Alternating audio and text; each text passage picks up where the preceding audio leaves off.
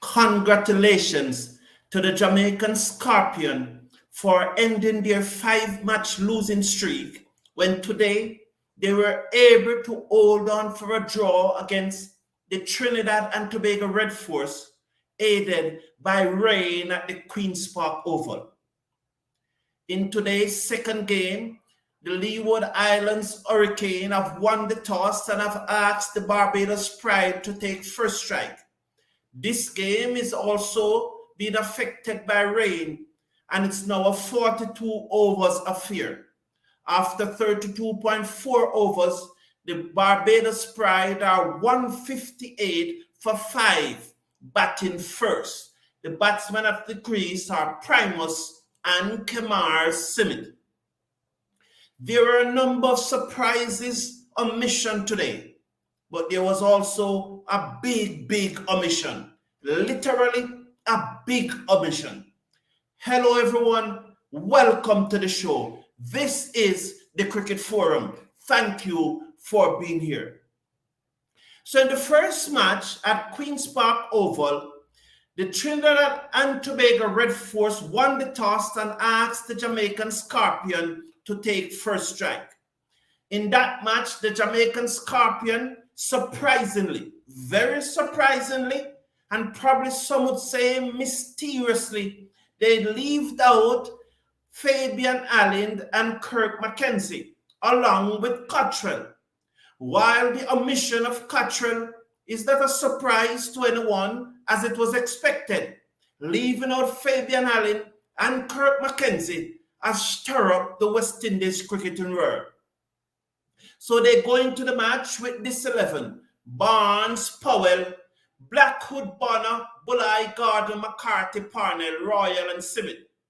The Trinidad and Tobago Red Force welcomed back Nicholas Pooran, and that team was Bravo, Carrier, Hines, Hussein, Pooran, Mohammed, Narayan, Utley, Pierre, and Webster. So that was the Trinidadian 11. As I said, they won the toss and asked the Jamaican Scorpion to take first strike. Well, Narayan was virtually unplayable, as the Jamaican Scorpion, when the rain came after 48.2 overs, were 213 for 9, with the only batsman getting an half-century was Nkrumah Bonner of 104 deliveries.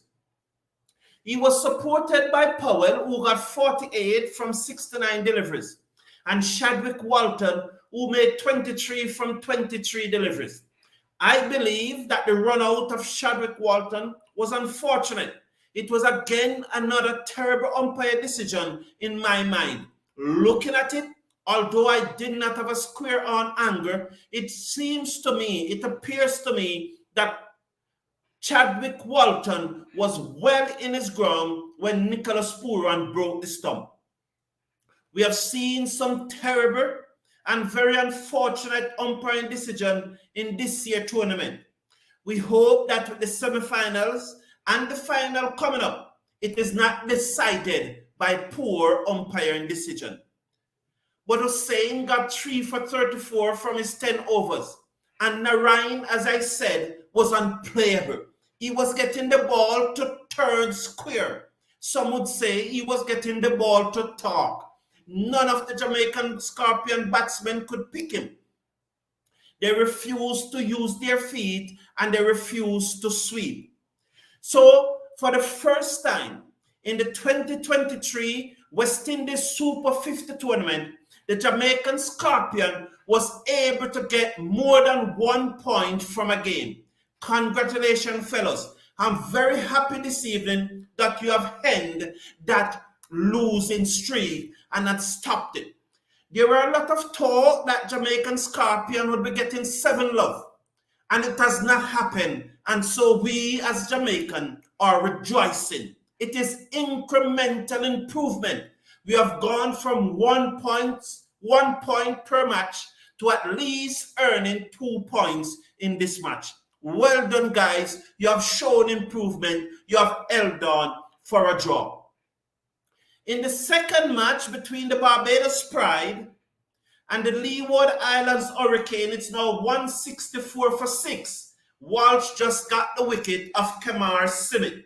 So Kemar Smith has been out, 164 for 6. We are in over number 34. Still 8.4 overs remaining. And maybe the Barbados Royal, who was going a little hard, maybe they just need to pull back now and establish a little partnership before they go hard again in the last 5 overs. So probably they just need to bat another 2 or 3 overs, ensure that they don't lose any wicket for the next 2 or 3 overs before they go hard again.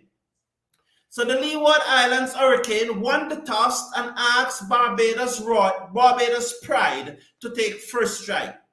As expected, the Barbados Pride then left out Raymon Reifer, but it was very surprise exclusion of Kyle Myers. Also, they left out Jair McAllister. It appears to me that probably Kyle Myers is injured, because I do not see, after Kyle Myers making a century 2 matches ago, he has been dropped from the Barbados team. So my conclusion is that Myers is probably injured. So that was the Barbados Pride team that took the field today. Brathwaite, Brooks, Chase, Drakes, Jordan, Leacock, McCaskie, Primus, Smith, and Warrican. McCaskie, following up on his century in the previous match, did not trouble the scorers today. And that is one of the things that is bothering me and concern and is troubling about West Indies cricket. We have lacked consistency in our batsmen. They are not performing match after match after match. Too many of them believe that one score is it. So it's still one. I'm seeing here 165 for 6. I don't know what happened. My screen has frozen just a bit here, and it's still 165 for 6. Is it that is? So it's now 165 for 7, because Walsh has gotten the wicket of Primus. Shouldn't it be 7? Walsh got Kemar Smith and he got Primus, but I'm seeing 165 for 6. These graphics are terrible. So that was the starting 11 for the Barbados Pride. But the big surprise came in the starting 11 for the Leeward Islands Hurricane. Congratulations to Jomel Andrews for making his regional senior debut with the Leeward Island Volcanoes. Leeward Islands Hurricane. You would have heard me say many times on this channel that I rate Jomel Andrews highly. He's 16 years old, probably touching on to 17. He toured with the West Indies under-19 team to Sri Lanka earlier this year. And I think he has earned his call-up to the Leeward Islands Hurricane team. But the big surprise in that Leeward Island Hurricane was that Rahkeem Cornwall was dropped. No injury. He wasn't rotated. It was no strategic. The news coming out of Trinidad is that Rahkeem Cornwall had been dropped by the Leeward Islands for poor form.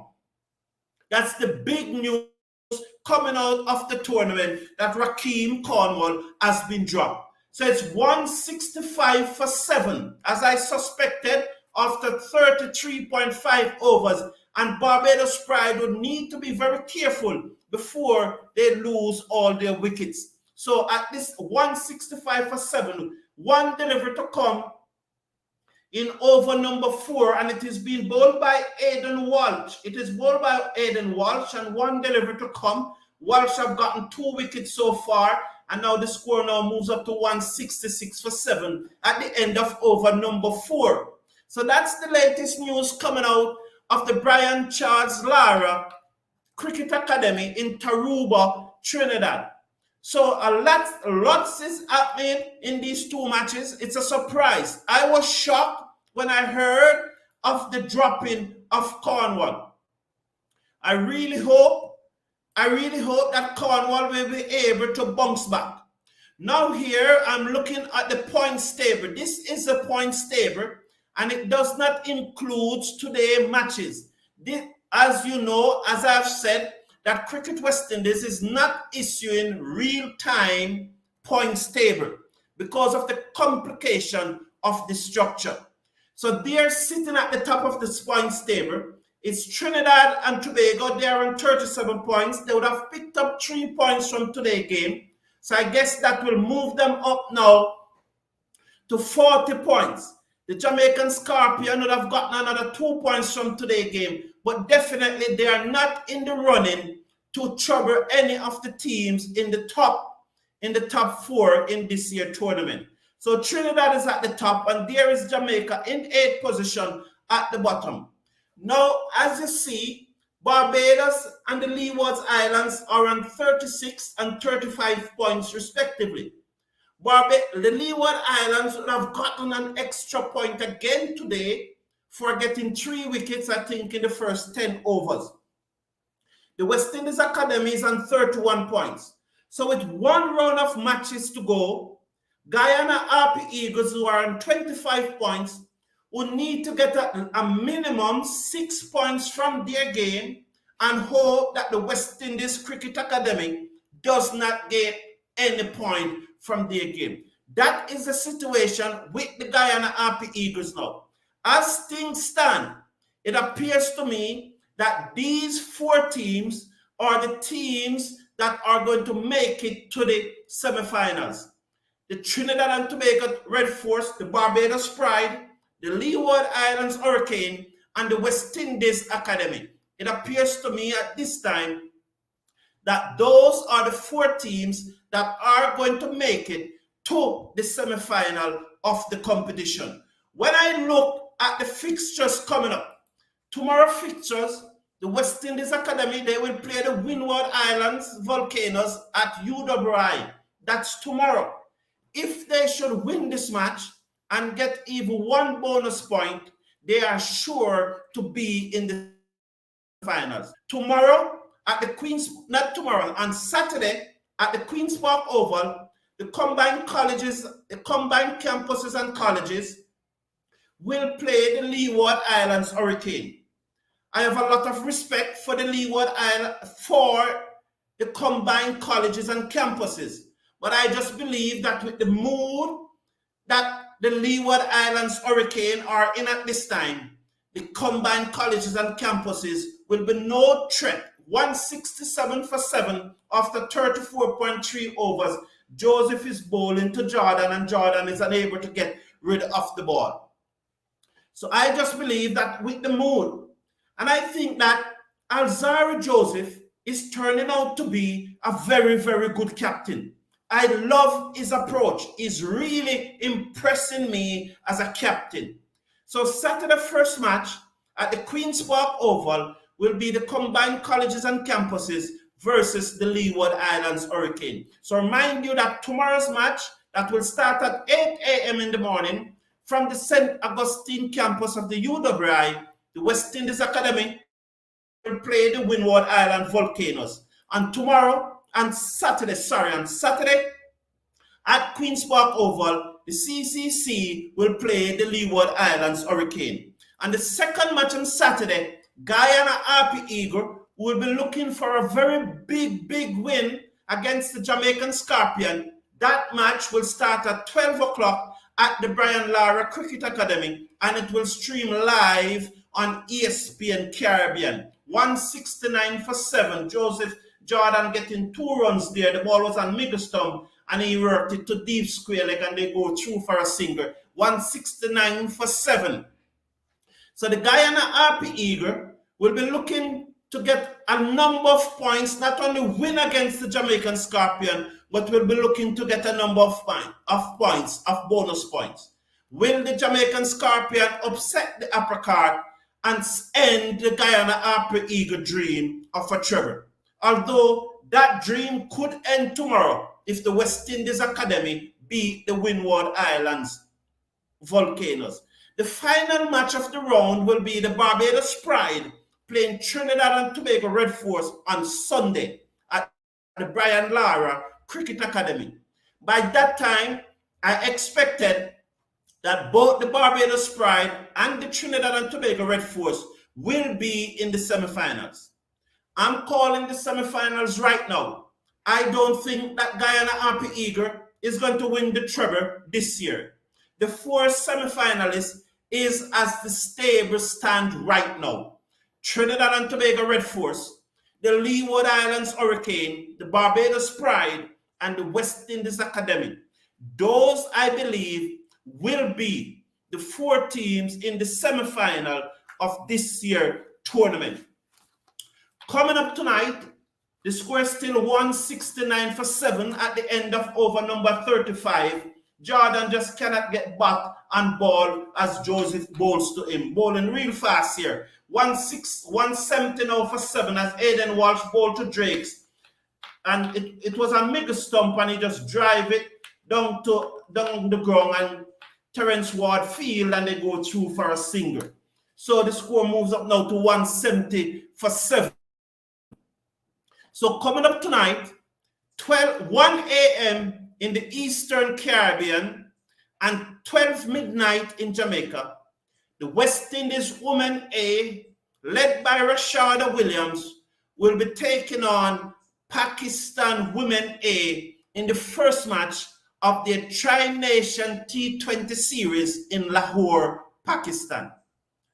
I'm asking all of you to, if it is possible, the match will be streamed live on the Pakistan Cricket website, on the Pakistan Cricket YouTube channel.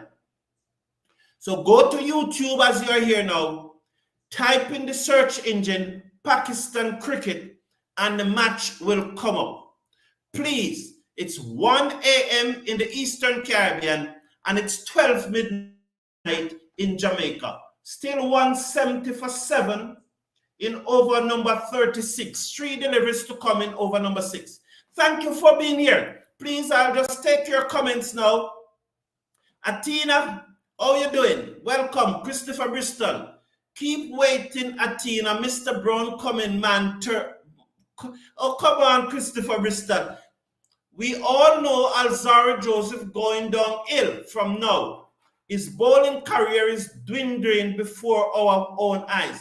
I don't think so, Christopher Bristol. In this very opening spell, he has bowled very fast.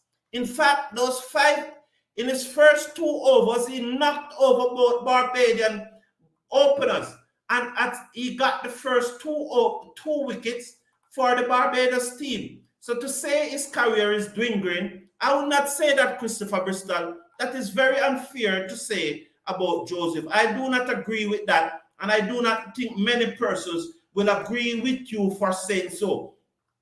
Because in this match, he has bowled 7 overs and I've gotten 2 for 28. Also, O'Shane Thomas have bowled 7 overs and I've gotten 2 for 31. So it was a good spell by both Leeward Islands Hurricane fast bowlers. They really bowl well. The spinners never really backed them up. We see where Daniel Durham bowled his 9 overs for 19 runs and got a wicket. But both O'Shane Thompson and Alzarri Joseph have gotten 2 wickets and they have gone for less than 5 runs and over. And that's another wicket. That's another wicket. So Walsh picked up. So who got this wicket now? Just checking to see who is this bowler. It's 171 for 8. Checking to, yes, Walsh got Drake's. Yes. He's trapped Drake's leg before wicket. Yes. So Walsh has gotten another wicket, and I think that's Walsh's 3rd wicket. So at this stage, it appears to me that the Leeward Islands Hurricane are in charge here. So Walsh, that's his 2nd wicket, 2 for 37 from 6.5 overs. So that's the latest information from the Cricket Forum. Take care of yourself, take care of your loved one, slash a like on the video, and see you tomorrow morning. Godspeed.